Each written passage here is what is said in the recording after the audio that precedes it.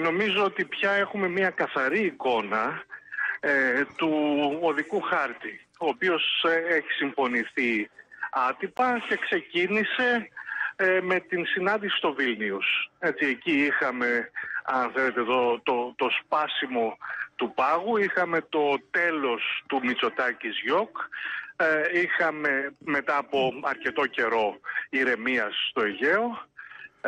Η δεύτερη και ίσως επί της ουσίας, γιατί η πρώτη είχε το συμβολισμό της, επί της ουσίας αυτή η συνάντηση είναι πιο σημαντική, γιατί τίθεται ζητήματα, προχωράμε από εδώ και πέρα, συμφωνήθηκαν πράγματα τα οποία λίγο πολύ τα ξέραμε γιατί είχαν διαρρεύσει, ο πολιτικός διάλογος, τα μέτρα οικοδόμησης εμπιστοσύνης, δηλαδή μια βεντάλια μεθοδολογιών, αν θέλετε. Η μία έχει να κάνει με τα μεγάλα, με τα βαριά προβλήματα, τα οποία είναι και το πιο δύσκολο και το πιο προκλητικό.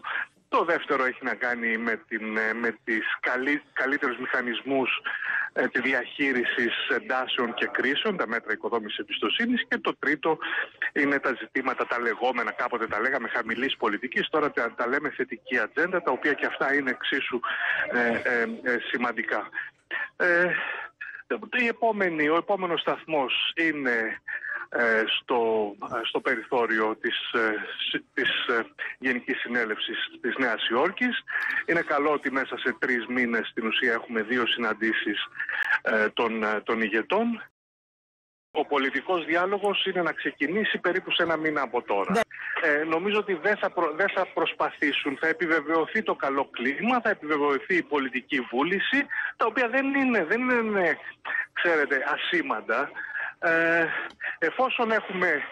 Εφόσον υπάρξει άλλος ένας μήνας, περάσει άλλος ένας μήνας ηρεμίας και απουσίας έντασης και προκλήσεων, τότε νομίζω ότι θα έχουμε πίσω μας ένα κεκτημένο ηνεμίας στο Αιγαίο για να προχωρήσουμε. Τώρα,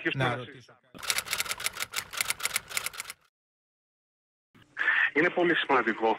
Και είναι πολύ σημαντικό γιατί πια παραδεχόμαστε ανοιχτά αυτό που ξέραμε όλοι και όλες εδώ και τουλάχιστον 20 χρόνια. Δηλαδή ότι οι διερευνητικές επαφές στο επίπεδο και έτσι όπως γινόντουσαν ήταν μια διαδικασία για το Θεαθήνε. Μάλιστα. Έτσι. Δείχνει ότι αυτή τη φορά υπάρχει διάθεση να δοκιμάσουμε κάτι πολύ περισσότερο πολιτικό. Έτσι. Και αυτό είναι σημαντικό. Είναι σημαντικό και δείχνει βεβαίως ότι η διαδικασία πια τίθεται υπό την αιγίδα των 2 ηγετών. Κοιτάξτε, όπως είπατε και εσείς, είναι γνωστές οι θέσεις και των 2 πλευρών. Αν η Τουρκία επιμείνει σε αυτό τον αδόκιμο όρο, δεν ξέρω αν είναι καλή η μετάφραση, ποια είναι η έκφραση στα τουρκικά, δίκαιο διαμοιρασμού, δεν υπάρχει αυτό το πράγμα, έτσι, ενδεχομένως εννοούσε κάτι άλλο, αλλά δεν έχει καμία σημασία. Αυτό το οποίο λέει η Τουρκία είναι αποτυπωμένο σε χάρτες. Ναι. Γαλάζια πατρίδα. Ακριβώς. Στη μέση του Αιγαίου. Και ούτε είναι τωρινό. Πάει πίσω στη δεκαετία του 70. Αν αυτές είναι οι κόκκινες γραμμές της Τουρκίας, να το θέσω έτσι για να καταλαβαίνόμαστε, τότε η διαπραγμάτευση θα καταρρεύσει πολύ γρήγορα. Εάν κρίνουμε, γιατί αυτό έχουμε ως κριτήριο τις πάγιες τουρκικές θέσεις, η Τουρκία δεν θέλει το δικαστήριο. Άρα θα προσπαθήσει, εφόσον είναι ειλικρινής, η Άγκυρα θα προσπαθήσει να διαπραγματευτεί και να καταλήξουμε σε μια συμφωνία μέσα από μια διμερή διαπραγμάτευση.